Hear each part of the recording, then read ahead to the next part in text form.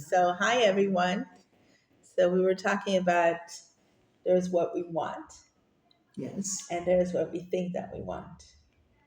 Yes.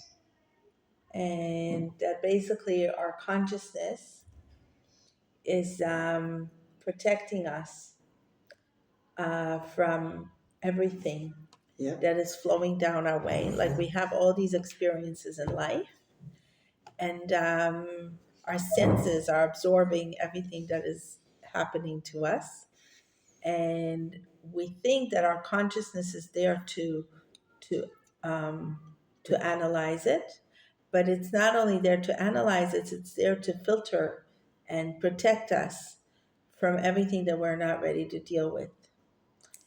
Which brings us to the conversation of basically the consciousness and the subconsciousness, understanding. Um, Sometimes we have experiences in our lives, and let's even say we're a very spiritual person and we really want to access the true matter, the true of why this is happening to me, and we're not even looking only physically and only on the outer world, but we're really trying to look inside our soul. We're really trying to do a soul search to see why that is happening to us, and we're like, I'm really ready to look at it with such bravery, but it's not completely true. I'm not completely there yet. I want to believe that I'm there, but I'm not yet completely there. You're not. It's also the level that you're at. Like you've become aware, like what you did for me today. Become aware that you're kind of like between levels, and you may not have all the information that you need at this point to move on to the next level and receive whatever it is you need to receive.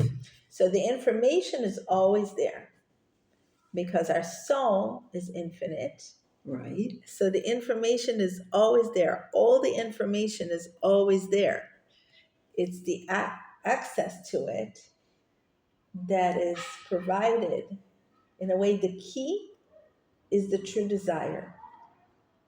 When we're ready to really face the consequences of the realization of what it will force us to face, See about even before doing, ourselves. even before deeds, just the consciousness that it will bring to me, the integrity, the feelings that will surface up. I'm so afraid of those that I'm not accessing all the information that my soul is ready to provide for me every given moment. Fear. Fear. The same thing that prevents people from oftentimes progressing in their lives in many ways. Right, right. So basically, my next step into my next level of spirituality depends on how much I'm going to decide that I want to be brave, because I'm going to decide that the pain of not knowing, the pain that I'm being caused by not knowing, by not accessing that information because I'm afraid, is going to be greater than the pain that will be caused to me by accessing that information, that subconscious information that I'm so eager to get, but I'm not really ready. And I need to decide, I really need to pray and meditate and decide that I want to be ready to access that information. And that is what Reb Nachman says, calls Berur Haratzon, the inquiry of my desire. I need to inquire my desire. So I need to inquire my desire in regards to, do I want to go on a vacation here or there? But I also need to inquire my desire. Do I really want to access my soul search information on the deepest level, or am I not ready for it yet? On every little theme in my life, yeah? In regards to this person, in regards to that person in my life, in regards of a person who's still alive, or in regards of a person who's already not alive physically, but very alive mentally. But you also have to really believe that the outcome is, whatever you find out, is going to be for the good. It's going to better your life. We're You're so going to afraid have of to the decide that unknown. the pain you're going to go through pain in life. I'm going through it anyway. We are. That's what I'm saying. We're going through pain anyway. We're Yeah. going to go through pain. Right. The question is, when do I choose that the pain of not accessing this extra bit of information is more painful than allowing myself to access it so that I can grow and the pain can reduce? Miriam, one also needs to have a good teacher to to speak about it. We have our life patterns, you know. I can look back and what you explained to me I was doing today, I've been doing for a long time. You know, there have been those moments where God has decided He's going to let me know whether I like it or not. And I'll have an inspiration, or He'll send an angel or something like that. But most of us don't have someone who's willing to, you know, drag them up through through the levels. You know, I think about it. The sages had students, right? And it was the responsibility of the sage to, you know, bring up the students. Sometimes the student brought up the sage. It worked both ways. Right. So it's not about a teacher, it's about a friendship.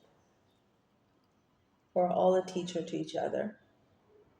And we don't know who's the student and who's the teacher in every given moment and who's bringing whom up. And just like I had this amazing insight while we were talking, right? Maybe we'll get to it in a minute. We have to. Yeah. Dramatic pause. Yeah. So keep with us.